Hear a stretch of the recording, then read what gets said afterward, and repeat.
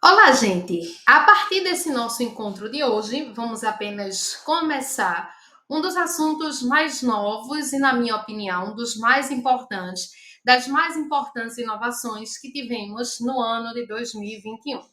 Professor, estamos falando de quê? Deixa eu te mostrar logo, porque a gente não precisa ficar fazendo suspense.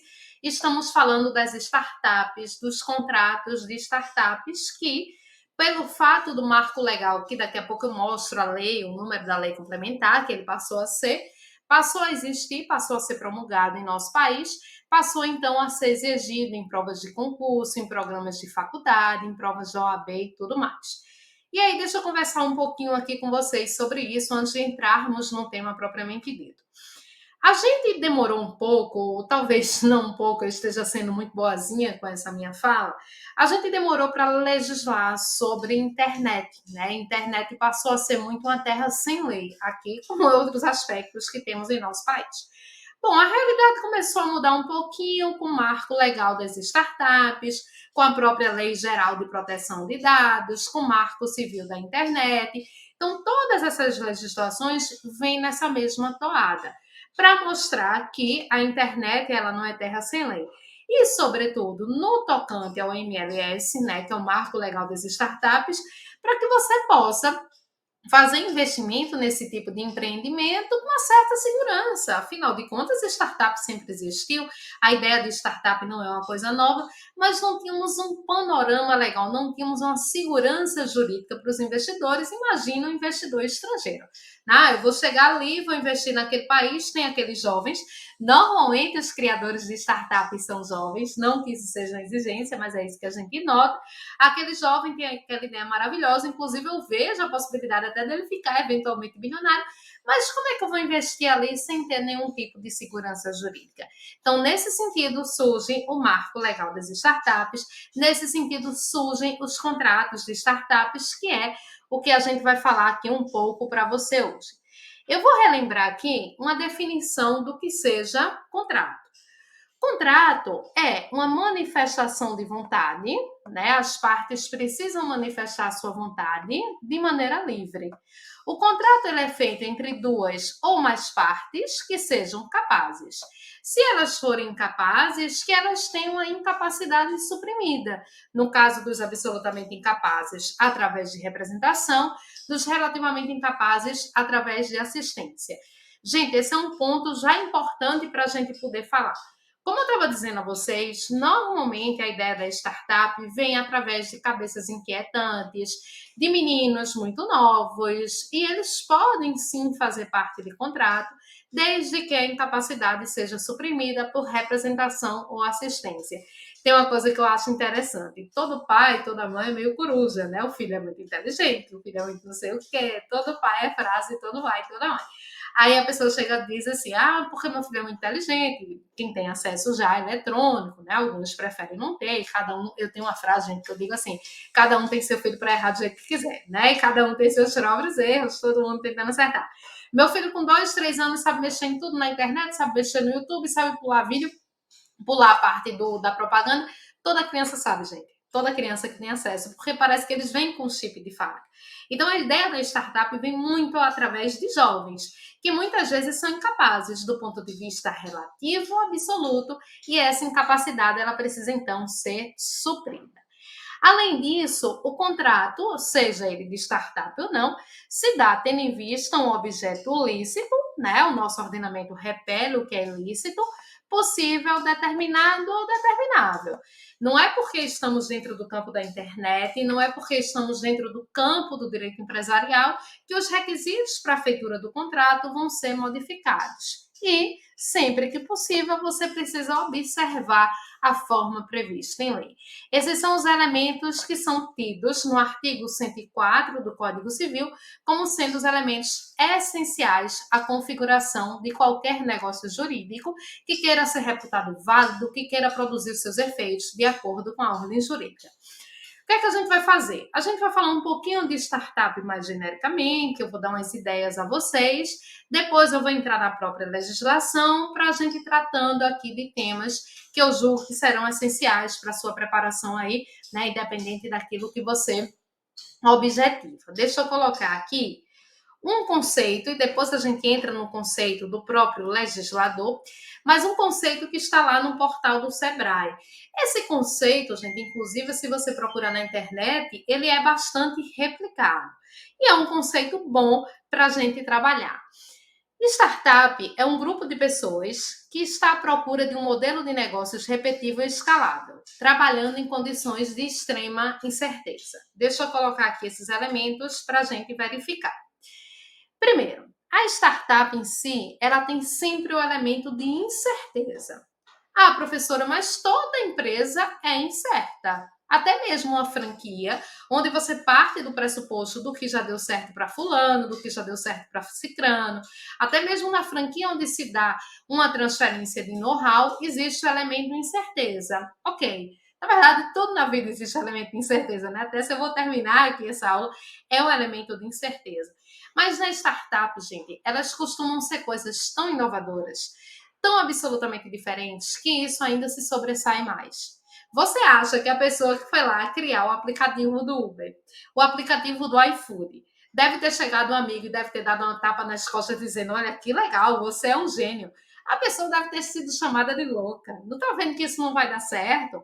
Não tá vendo que ninguém vai deixar de pedir táxi botando lá seu dedinho no meio da rua, ligando que já era o máximo e pedindo pelo celular? Não tá vendo que ninguém vai pedir comida pelo celular? Então, esse elemento de incerteza, por serem coisas muito inovadoras, encontra-se muito destacado em termos de startup. Não precisam ser necessariamente atividades de internet para se configurar como startup. Mas se você me perguntar um exemplo de atividade que não seja de internet, eu não vou saber te dar, tá certo? Mas para efeito de prova, no marco legal, não se exige necessariamente que seja atividade de internet. E uma característica muito peculiar das startups é que é um modelo de negócio repetível e escalável. Escalável até o infinito e repetível infinitamente. E aí, bora conversar aqui um pouquinho sobre isso. Vejam só.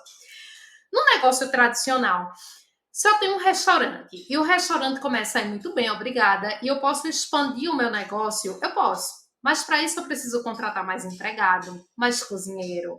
Eu preciso expandir fisicamente. E às vezes eu não tenho espaço. E eu vou ter um limite de expansão. No caso da startup, não. A gente não tem esse limite. Vamos falar de música, falar de uma realidade muito próxima da gente, uma coisa, né? Esses aplicativos muito conhecidos, como Spotify, Deezer, entre outros. Imagine o seguinte: eu vivi aí o auge de Xuxa pelo início dos anos 80, 83, 84, 83, acho que foi isso, não foi? Acho que um pouquinho mais, 84, 85.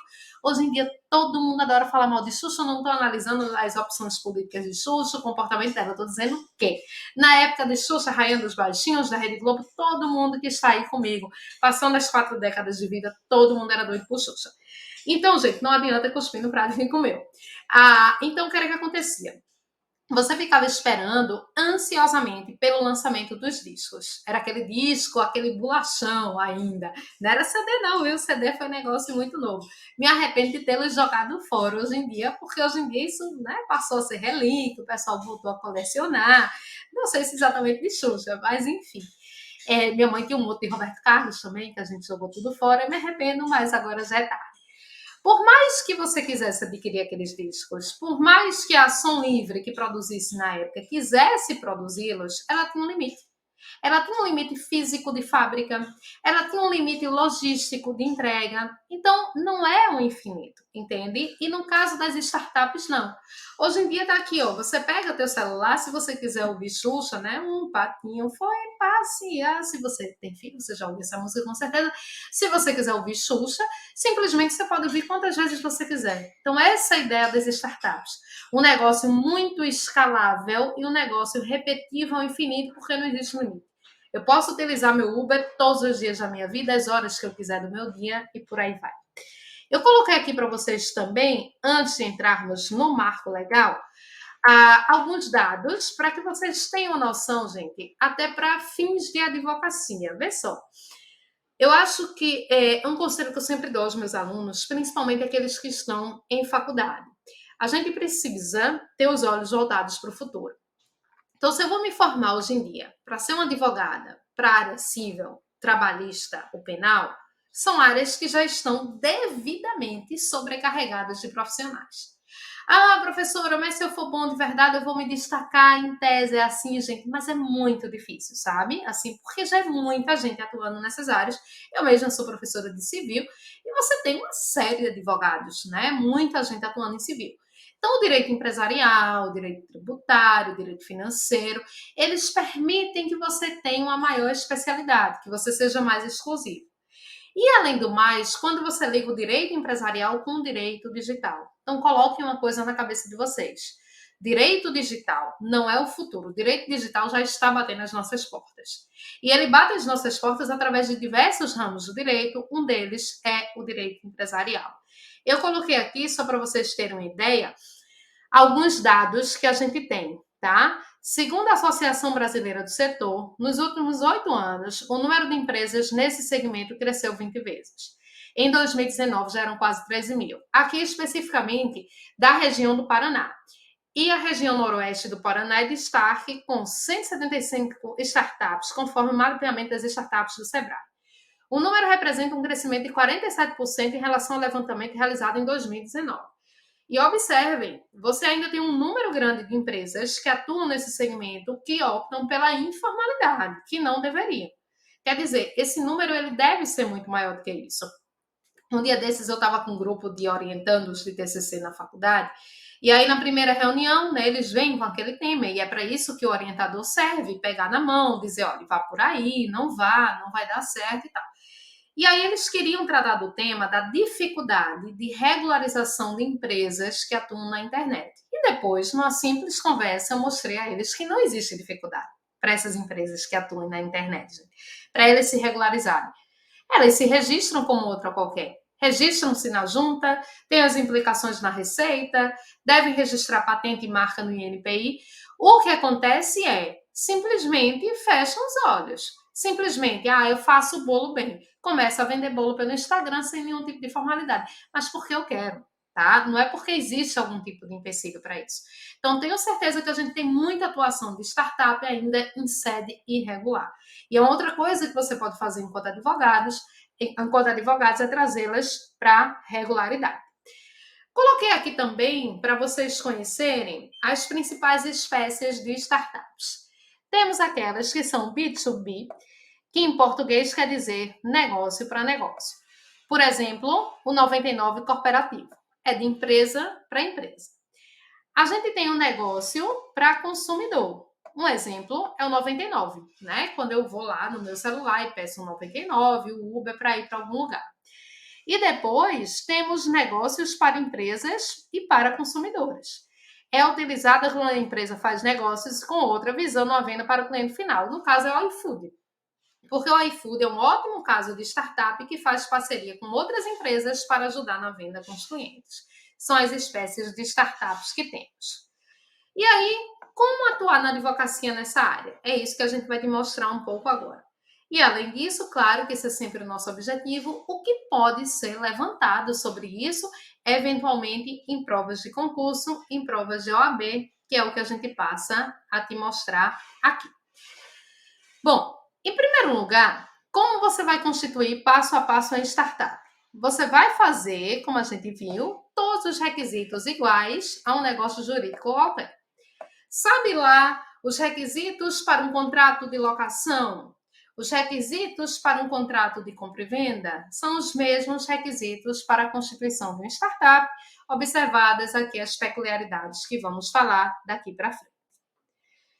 E aí sim, vamos começar a entrar no marco legal. Gente, o marco legal, ele vem para o nosso ordenamento pela Lei Complementar 182 de 2021. E como a gente sempre sabe, as provas elas gostam muito de estar atentas, elas gostam muito de saber se o candidato ele está a par das modificações em nossa matéria. Então, por um certo tempo, eu vou dizer para vocês que pegou o edital de concurso, viu lá marco legal das startups, no nosso edital, por exemplo, da OAB, ele já está previsto, sem dúvida, faça uma aposta nele, porque deve ser cobrado algo. Você não vai encontrar questões, tá? Nesse momento que eu estou falando, você não vai encontrar questões de cursos anteriores, concursos anteriores, mas a gente faz algumas apostas. Bom, diz o artigo 4º. São enquadradas como startups as organizações empresariais ou societárias, nascentes ou em operação recente, cuja atuação caracteriza-se pela inovação aplicada a modelo de negócios ou produtos ou serviços ofertados. Daqui a pouco eu vou dizer qual é o prazo legal que se considera uma empresa nascente ou em operação recente. Daqui a pouco a gente chega nesse dispositivo legal. De acordo com essa própria previsão do artigo 4º, eu posso ter startups de produtos, ou eu posso ter startups de serviços, como é o caso, por exemplo, que estamos falando do iPhone. E, parágrafo 1º. Para fins de aplicação desta lei complementar, são elegíveis para o enquadramento na modalidade de tratamento especial destinado ao fomento de startup. Quais são os tipos de atividade que podem se configurar como startup? O empresário individual. E quando a gente fala do empresário individual, como você já está cansado de saber, é o empresário individual, aquele que tem responsabilidade ilimitada. A lei, gente, aqui ela ainda faz menção à Eireli. Por quê? Porque ela é anterior à revogação da Eireli. Então, onde tiver Eireli, você simplesmente esqueça, mas eu não posso copiar um artigo diferente do que está na lei, então vou tirar aqui Eireli. As sociedades empresárias em geral, sociedade limitada, sociedade anônima, as cooperativas e as sociedades simples. Quer dizer, basicamente, todas as formas de constituição da atividade empresarial ou não empresarial podem se configurar como startup. Mas, professores, cooperativas não têm intuito lucrativo, né? Elas não têm a busca pelo lucro em si. E mesmo assim, elas podem estar na condição de startup, sim, no mesmo sentido de que existem hoje em dia cooperativas físicas, né? Cooperativas aqui que a gente vê e tudo mais, cooperativa de pescador, cooperativa de apicultor e por aí vai. Então, isso daqui, até agora, como vocês podem ver, não temos novidades. Isso daqui é bem o básico do direito empresarial. A gente começa com novidade a partir desse dispositivo legal que eu vou te mostrar aqui. Cadê? Deixa eu colocar aqui para vocês. Quando a gente for dizer, quando a gente for esmiuçar esse parágrafo aqui primeiro, para a gente ver quais são essas características da startup. Mas antes disso, eu quero te mostrar o seguinte, antes de chegarmos no detalhamento. O artigo 997 do Código Civil, eu fiz menção a ele aqui, tá? O artigo 997 do Código Civil, ele traz os requisitos de um contrato social básico para toda e qualquer empresa.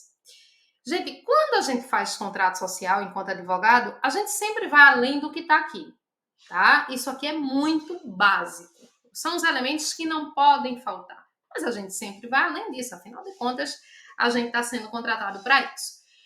Ô, professor, e quem faz contrato social de empresa e advogado, presta atenção. Contrato social é ato privativo de advogado, exceto se for pequena empresa, ok? Então, se for pequena empresa, quem acaba fazendo o contrato social é o contabilista, mas se não for pequena empresa, é ato privativo de advogado. E aqui, a gente tem os elementos que não podem faltar no contrato social. O contrato social, seja de empresas, eu vou chamar de normais, tá? De empresas físicas ou de startups, precisa seguir pelo menos o que está nesse inciso, nesses 8 incisos. Mas eu digo a você, eu acho isso pouco, acho que a gente precisa ir além.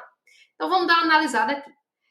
A sociedade constitui-se mediante contrato escrito, particular ou público, que além das cláusulas estipuladas pelas partes, vai mencionar, por exemplo, uma coisa que a gente sempre coloca no contrato social, que não está aqui, morte.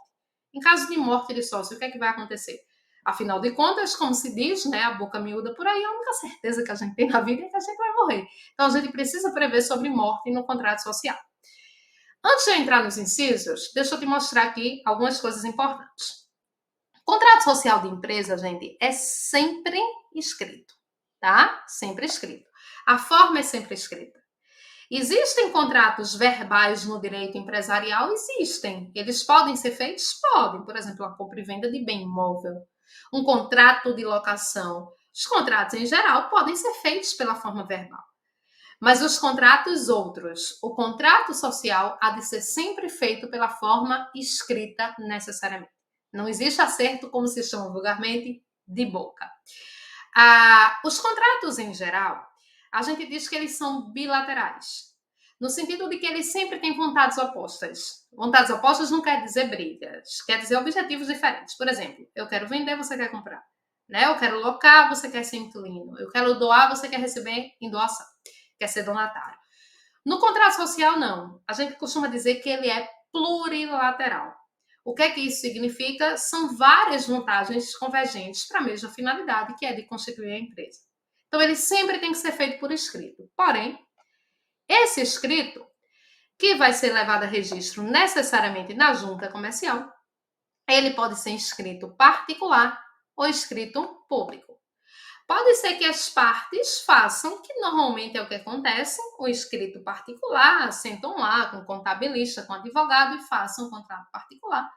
Ou pode ser, se as partes quiserem mais segurança, na prática ninguém faz isso, fazer um contrato lá público feito em cartório, ok? Mas via de regra a gente faz particular. Detalhe, sempre que você estiver envolvido na feitura do contrato, né, um analfabeto, alguém que não saiba ler ou escrever, aí necessariamente ele tem que ser feito por instrumento público. E o que é que deve constar no contrato social? Qualificação das partes. Então, eu vou qualificar devidamente as partes contratantes. Nome, nacionalidade, estado civil. As qualificações da empresa. Qual vai ser o seu nome empresarial? Qual vai ser sua sede? Se a empresa vai ter prazo. Não é muito comum a gente ter sociedades de prazo determinado, mas é possível. Qual vai ser o objeto social? Professor, o objeto social ele precisa ser um só? Não, podem ser vários, tá? Gente, uma dica para vocês. Até a gente, na advocacia mesmo, a gente não costuma colocar um objeto social apenas no contrato social. A gente bota ali objetos sociais que sejam congêneres. Porque se você coloca só um e a empresa quer expandir suas atividades, você vai ter que alterar o contrato social, vai ter que pagar na junta e tudo mais. Qual vai ser o capital da empresa? Como cada sócio vai contribuir com dinheiro, com bens, com serviço, quando isso for permitido? Quem vai administrar a sociedade? Como os sócios vão participar dos lucros e das perdas? Como será a responsabilidade de cada um deles? No direito empresarial, quase sempre, eu diria a vocês, 95% das vezes, estamos diante de normas dispositivas. O que é que isso significa? As partes podem dispor em sentido contrário. O legislador diz isso daqui, mas as partes podem prever de maneira diferente. Dificilmente temos normas cogentes, normas obrigatórias que as partes não podem prever em sentido contrário. Aqui, gente, é uma das poucas exceções que temos. Não podemos ter contrato social onde o sócio ele fique privado do direito a lucro. Repartição de lucros e perdas faz parte obrigatoriamente da participação de todos os sócios. O que você pode fazer, e o que normalmente é feito, é que essa divisão de lucros e perdas é de maneira diferente, mas todos têm que participar aqui, então, dos resultados societários. Esses são os elementos básicos, como eu te disse, isso daqui você só aprende a fazer na prática. Se você precisar fazer um contrato social pela primeira vez, a dica que eu te dou é esmiuçar esses incisos que estão aqui. Esses incisos são voltados para a sociedade simples. Ver como isso se aplica para a sociedade limitada. Pegar até, eventualmente, modelos que você confie em sites confiáveis de internet. E aí, adaptando a realidade do seu cliente, porque, como eu disse, isso daqui é o mínimo. Isso para sociedades do mundo físico, isso para sociedades, negócios que digam respeito a coisas bem tradicionais que nós já temos, como também startups. Mas em startups, eu faço aqui algumas outras colocações. Eu faço algumas outras sugestões de cláusulas contratuais, tendo em vista a realidade das startups. Isso daqui, tá, gente, pode ser aplicado também para contratos de empresas outras, que não sejam startups. Mas principalmente em startups, algumas coisas importantes aqui. O sócio, ele pode sair da sociedade? Pode. É o que chamamos de resolução em relação ao sócio. Isso está no Código Civil, dos artigos 1028 a 1032. Mas no caso da startup, isso precisa ficar muito bem amarrado, tá? Porque, por exemplo, se é uma pessoa, você tem ali, muitas vezes, você pode ter alguém que entrou só com dinheiro e o outro que entrou com a ideia maravilhosa. E se um dos dois quiser sair? Ou que vai entrar só com dinheiro, né, no meio do projeto, ou que entrou com a ideia maravilhosa. Se um dos dois quiser sair, vai quebrar o negócio. Então, por isso, é bom que fique previsto qual é a regra em caso de saída. E nesse sentido, nós temos também o que chamamos de período de lock-up. O que é período de lock-up? É o prazo mínimo para um sócio ficar num projeto. Isso aqui não é um acordo de vontade, uma disposição de vontade entre partes capazes, direitos disponíveis, então as partes podem disciplinar sobre isso. Qual é o período mínimo que um sócio deve ficar lá no projeto para que, se um dos dois quiser sair, como eu disse, não precisa ser necessariamente só dois, mas não afunde todo o projeto. Podem ser criadas cotas preferenciais, no caso das sociedades limitadas. Isso daqui já é uma realidade que vem sendo aplicada para outras sociedades também. As sociedades anônimas, elas sempre tiveram ações ordinárias e ações preferenciais. Isso era somente para as sociedades anônimas. Mas agora a gente pode também criar cotas preferenciais nas sociedades limitadas. O que é que isso significa? Você tem aqueles cotistas ordinários, que têm os direitos e obrigações ordinários, mas você tem aqueles que são preferenciais. Por exemplo, na hora de receber lucros, são eles que vão receber em primeiro lugar. Então, isso é possível. Normalmente, principalmente depois da revogação do EIRE, as startups serão constituídas sob a forma de limitadas e, algumas vezes, a depender do tamanho delas, também sob a forma de SA. Acordo de confidencialidade. Isso daqui é muito importante, gente, juntamente com cláusula de não concorrência. Se é uma ideia maravilhosa, se é uma ideia que pode simplesmente revolucionar a forma com que a gente pede um táxi, revolucionar a forma com que a gente pede comida, isso precisa ficar muito bem convencionado entre as partes, tá? Então, é bom que se faça um acordo de confidencialidade com multas altas, afinal de contas, a gente toca, né, na parte mais sensível do corpo humano. O advogado norte-americano ele é especialista nisso e lá as multas realmente são levadas a cabo. Então, você coloca ainda uma cláusula de não concorrência por um determinado prazo. O STJ ele só entende que a cláusula de não concorrência ela não pode ser infinita, ela não pode ser para sempre, ela não pode ser perpétua, mas você estipula tantos anos de cláusula de não concorrência e um acordo de confidencialidade. Resolução de conflitos por meios alternativos, e isso daqui eu te digo que é muito importante, principalmente se você lida com investidores estrangeiros. Minha gente, mediação, arbitragem, isso é uma realidade que veio para ficar no direito empresarial. Se você chegar para um investidor estrangeiro para dizer que aqui no Brasil você vai se arrastar por 8 anos, por 10 anos com um processo, ele vai rir da tua cara e ele vai embora, tá? É isso que vai acontecer, então, no final das contas. Então, por isso é bom que você coloque formas alternativas de resolução de conflitos, principalmente através de arbitragem. Tem que ver direitinho as regras de propriedade industrial. Aqui nada muda. Quais são os passos para patentear algo? Se a startup é no sentido da criação de um objeto maravilhoso. Quais são os passos para o registro de marca? É porque esse aqui não é o momento de termos uma aula sobre lei de propriedade industrial.